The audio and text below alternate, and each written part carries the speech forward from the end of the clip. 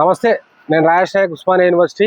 ఈ రోజు తెలంగాణ రాష్ట్రంలో ఏం జరుగుతుంది అని అంటే, కుక్కకు ఒక బొక్క దొరికినట్టు సంబరపడతా ఉన్నారు కాంగ్రెస్ నాయకులు. అదే విధంగా ఈ పిసిసికి సంబంధించిన ప్రెసిడెంట్ అయినటువంటి మహేష్ కుమార్ గౌడ్, ఆయన కింద చెంచాగిరి చేస్తున్నటువంటి ఒక బల్మూర్ వెంకట్ అనేడు. ఇవాళ తెలంగాణ రాష్ట్రంలో డ్రగ్స్ దొరికితే, ఒక ఇద్దరు ముగ్గురు డ్రగ్ కి వాళ్ళు దొరికితే ఇవాళ కేటీఆర్ గారిని అంటగట్టడం, బీఆర్ఎస్ పార్టీని అంటగట్టడం అనేది చాలా దౌర్భాగ్యమైన చర్య. ఇది హేమైన చర్యగా భావిస్తా ఉన్నాం. ఎవరైతే మాట్లాడుతున్నారో మహేష్ కుమార్ గౌడ్ గాని, ఇదే బల్మూర్ వెంకట్ అనేటోడు గాని, తెలంగాణ రాష్ట్రంలో దాదాపుగా 30,000కు సంబంధించిన డ్రగ్ రా మెటీరియల్ ఇక్కడ హైదరాబాద్ నగరంలో దొరికితే ఏనా కొడుకు వీళ్ళు మాట్లాడిన ఇవాళ ఎవరో బీఆర్ఎస్ పార్టీకి సంబంధించిన ఒక మాజీ ఎమ్మెల్యే, ఆయన స్వతహాగా ఆయన యొక్క స్వయంగా ఆయనకైనా తీసుకుంటే ఇవాళ బీఆర్ఎస్ పార్టీకి, కేటీఆర్ గారికి అంటగట్టడం అనేది చాలా దౌర్భాగ్యమైన నిర్ణయంగా భావిస్తా ఉన్నాము. అరే నాయన బల్మూర్ వెంకట్, నువ్వు లుచ్చ రాజకీయాలు చెయ్యకు. స్వయాన కేటీఆర్ గారే చాలా బయటికి వచ్చి ఎన్నో వేదికల మీద చెప్పడం జరిగింది కదా, నేను దేనికైనా లై డిటెక్టర్ టెస్ట్లకు నేను సిద్ధం అని చెప్పేసి, అదే విధంగా బ్లడ్ టెస్ట్లకు సిద్ధం అని చెప్పేసి,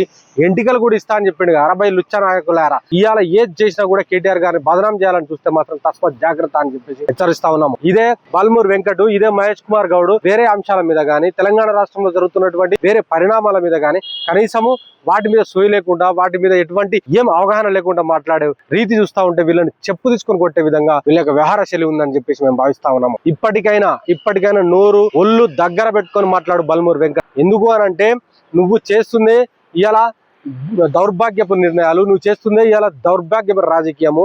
ఇవాళ మా నిరుద్యోగుల యొక్క, మా యొక్క కష్టార్జితం మీద నువ్వు ఇవాళ ఎమ్మెల్సీ పదవి తీసుకొని ఇవాళ మా యొక్క పొట్టగొట్టి ఇవాళ నువ్వు జల్సాలు చేస్తుంటే మేము దాని గురించి మాట్లాడట్లేదు. కానీ నువ్వు ఇవాళ ఏ తెలంగాణ రాష్ట్రంలో చీమ కుట్టినా కూడా కేటీఆర్ గారిని అంటగట్టాలని చూడడము, టీఆర్ఎస్ పార్టీకి అంటగట్టాలని చూడడం మాత్రము హేయమైన చర్యగా మేము భావిస్తా ఉన్నాము.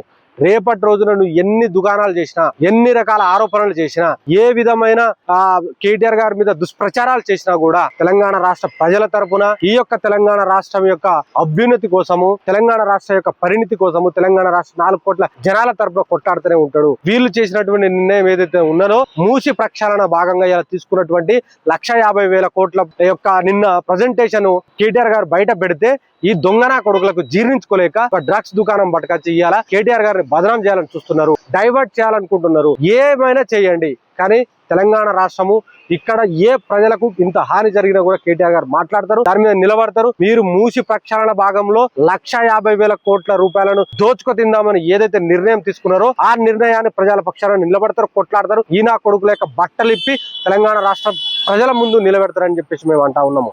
ఇలాంటి ఏం లత్కోర్ రాజకీయాలు చేసినా కేటీఆర్ గారు తగ్గరు కాక తగ్గరు.